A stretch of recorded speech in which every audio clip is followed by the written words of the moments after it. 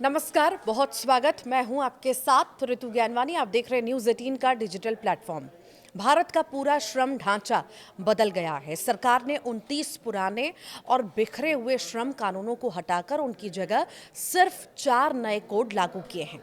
इसके साथ अब बदल जाएंगे 40 करोड़ से ज्यादा श्रमिकों के कामकाजी नियम। जी हाँ, वेतन कैसे तय होगा, ओवरटाइम का भुगतान कितना मिलेगा, महिलाओं को रात में काम करने की अनुमति कैसी होगी, फिक्स्ड टर्म कर्मचारियों को क्या नए हक मिलेंगे, नए लेबर कोड्स, इन सभी सवालों के जवाब पूरी तरह बदल देते हैं। देश के कारोबारी माहौल से लेकर आम कर्मचारियों की रोजमर्रा की नौकरी तक ये बदलाव हर जगह असर डालने वाले हैं। आखिर इन नए कोड्स में क्या ऐसा है जिसने भारत के श्रम कानूनों को दशकों बाद नई शक्ल दे दी है?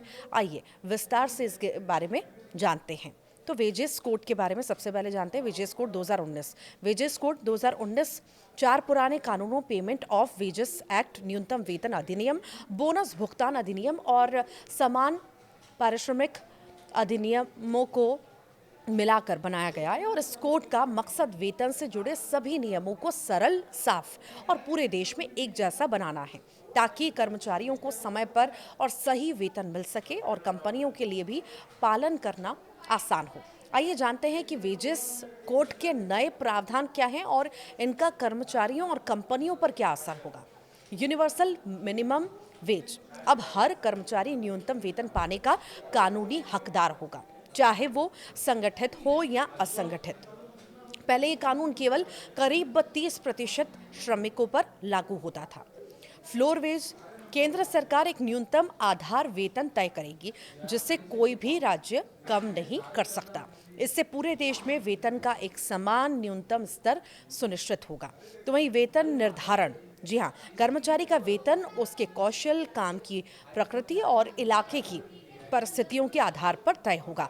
इससे अलग अलग काम के हिसाब से उचित वेतन मिल सकेगा।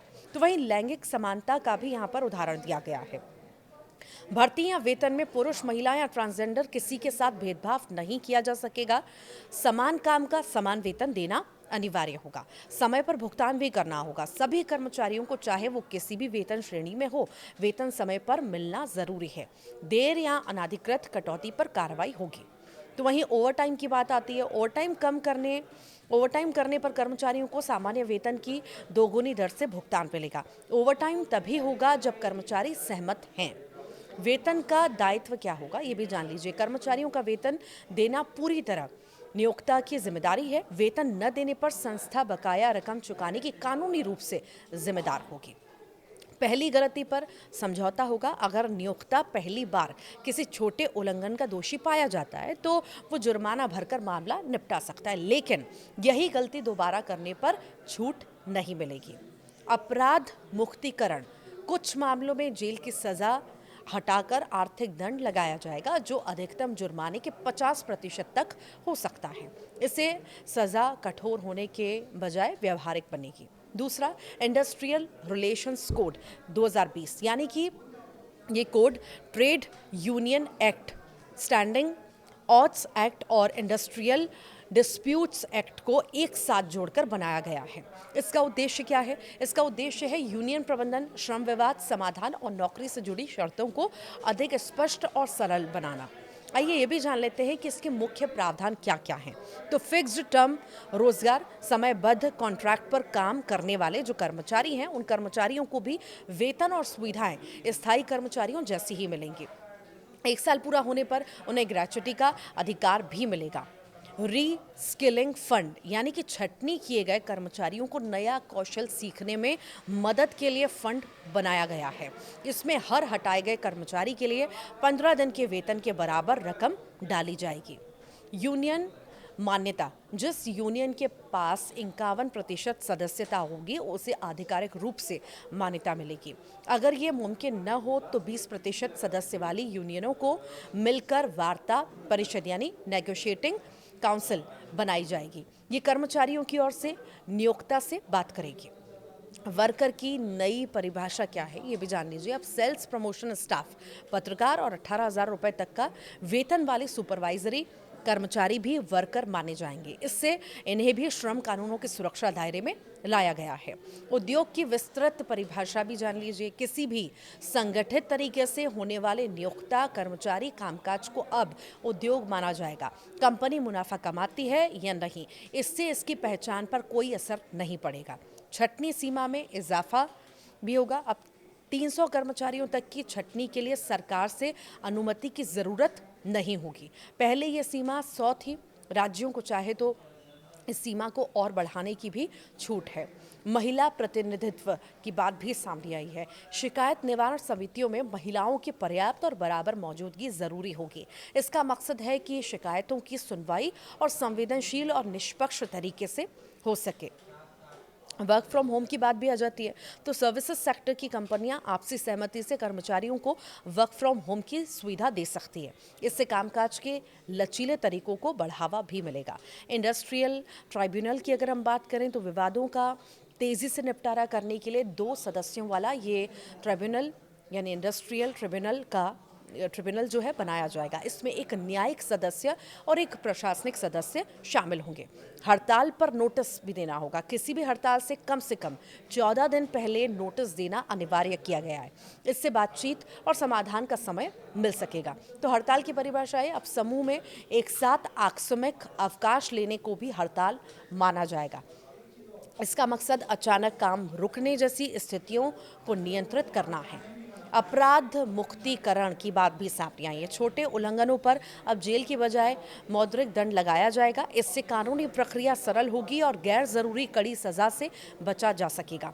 सोशल सिक्योरिटी कोड 2020 की अगर हम बात करें, ये कोड 9 अलग अलग सामाजिक सुरक्षा कानूनों को एक ही ढांचे में जोड़ता है। इसमें ESIC, EPFO, मातृत्व लाभ, जीवन बीमा और वृद्धावस्था से जुड़ी सुविधाएं शामिल हैं, ताकि हर तरह के श्रमिक को बुनियादी सुरक्षा मिल सके। आइए इसके भी कुछ प्रावधान जान लेते हैं।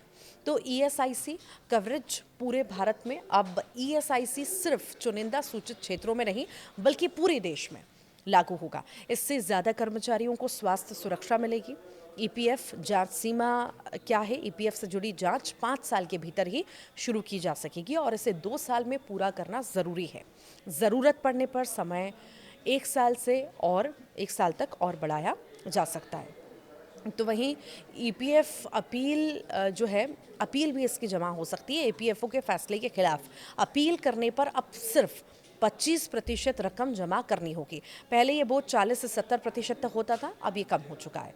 गिग और प्लेटफॉर्म श्रमिक शामिल हैं। अब gig worker, delivery partner, cab driver जैसे प्लेटफॉर्म वर्कर भी सोशल सिक्योरिटी दायरे में आएंगे। इससे उन्हें भी बीमा और अन्य सुविधाएं मिलेंगी। सोशल सिक्योरिटी फंड की अगर हम बात करें तो असंगठित गिग और प्लेटफॉर्म श्रमिकों के लिए जीवन, विकलांगता, स्वास्थ्य और वृद्धावस्था लाभ देने के लिए एक विशेष फंड बनाया जाएगा। यही फंड इन योजनाओं को वित्त देगा। वेतन की परिभाषा क्या होगी? वेतन में अब बेसिक पे, महंगाई भत्ता और रिटेनिंग भत्ता शामिल होंगे। इससे वेतन की गणना एक समान होगी। और निर्भर जनों की परिभाषा इसमें क्या रहेगी? तो देखिए, निर्भर परिवार के दायरे में अब तक मातृ पक्ष के दादा दादी भी शामिल होंगे। महिला कर्मचारियों के लिए आश्रित ससुर सास भी इसमें जोड़े गए हैं। दुर्घटना कवरेज भी इसमें है। अगर कोई कर्मचारी घर से ऑफिस जाते समय दुर्घटना का शिकार होता है तो उसे भी रोजगार से जुड़ी दुर्घटना माना जाएगा। इससे मुआवजा पाने का अधिकार भी मिलता है। 1 साल में ग्रेच्युटी, जी हाँ, फिक्स्ड टर्म कर्मचारियों को सिर्फ 1 साल की निरंतर सेवा के बाद ही ग्रेच्युटी मिल जाएगी। इससे कॉन्ट्रैक्ट कर्मचारियों को बड़ी राहत मिलेगी। चौथी बड़ी और आखिरी बात, ऑक्यूपेशनल सेफ्टी की अगर हम बात करें तो health and working conditions code 2020 के हिसाब से अगर हम बात करते हैं तो 13 केंद्रीय श्रम कानूनों को मिलाकर तैयार किया गया है। ये कोड कार्यस्थलों पर सुरक्षा, स्वास्थ्य मानकों को मजबूत करने पर जोर देता है। साथ ही कंपनियों के लिए नियमों का पालन आसान बनाकर दोनों जरूरतों के बीच संतुलन कायम करता है। आइए जानते हैं इसके मुख्य प्रावधान क्या है। तो महिलाएं रात में काम कर सकेंगी। महिलाओं को सुबह 6 बजे से पहले और शाम 7 बजे के बाद भी काम करने की अनुमति होगी, बशर्ते उनकी सहमति ली जाएगी। इसके लिए कंपनियों को उचित सुरक्षा निगरानी के प्रबंध करना अनिवार्य होगा। मुफ्त वार्षिक स्वास्थ्य जांच भी होगी। हर कर्मचारी के लिए साल में एक बार स्वास्थ्य जांच कंपनी की तरफ से कराना जरूरी होगा। इससे बीमारियों का जल्दी पता लगाने और रोकथाम में मदद मिल सकेगी। काम का टाइम जो है, कर्मचारियों के लिए काम के घंटे जो हैं 8 घंटे प्रतिदिन और 48 घंटे प्रति सप्ताह तक तय किए गए हैं। ओवर टाइम तभी होगा जब कर्मचारी सहमत हों और इसके लिए दोगुनी दर से भुगतान मिलेगा।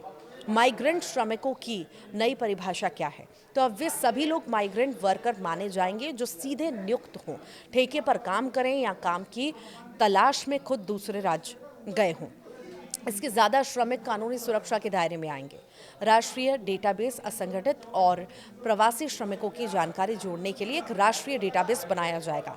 इससे उन्हें रोजगार, सरकारी योजनाओं और अन्य सुविधाओं तक आसानी से जो है पहुंच मिल सकेगी। नियुक्ति पत्र क्या है? तो कंपनियों को हर कर्मचारी को एक नियुक्ति पत्र देना होगा जिसमें वेतन, नौकरी का विवरण और सोशल सिक्योरिटी की जानकारी होगी। इससे पारदर्शिता और जवाबदेही भी बढ़ेगी। पीड़ित मुआवजा भी जरूर देना होगा। अगर कार्यस्थल पर चोट या मृत्यु होती है तो लगाए गए जुर्माने का कम से कम 50% हिस्सा पीड़ित या उसके परिवार को दिया जाएगा। इससे प्रभावित परिवारों को आर्थिक राहत मिलेगी। सुरक्षा समितियां भी होंगी। 500 या उससे अधिक कर्मचारियों वाली कंपनियों में एक संयुक्त सुरक्षा समिति बनाई जाएगी। इसमें नियोक्ता और कर्मचारियों दोनों के प्रतिनिधि शामिल होंगे ताकि कार्यस्थल पर सुरक्षा लगातार निगरानी में रहे। ये सब बड़े फैसले लिए गए। 4 नए श्रम कानून लाए गए हैं। आप क्या सोचते हैं इसे देख करके, इस बदलाव को सुन करके? ज़रूर बताइएगा।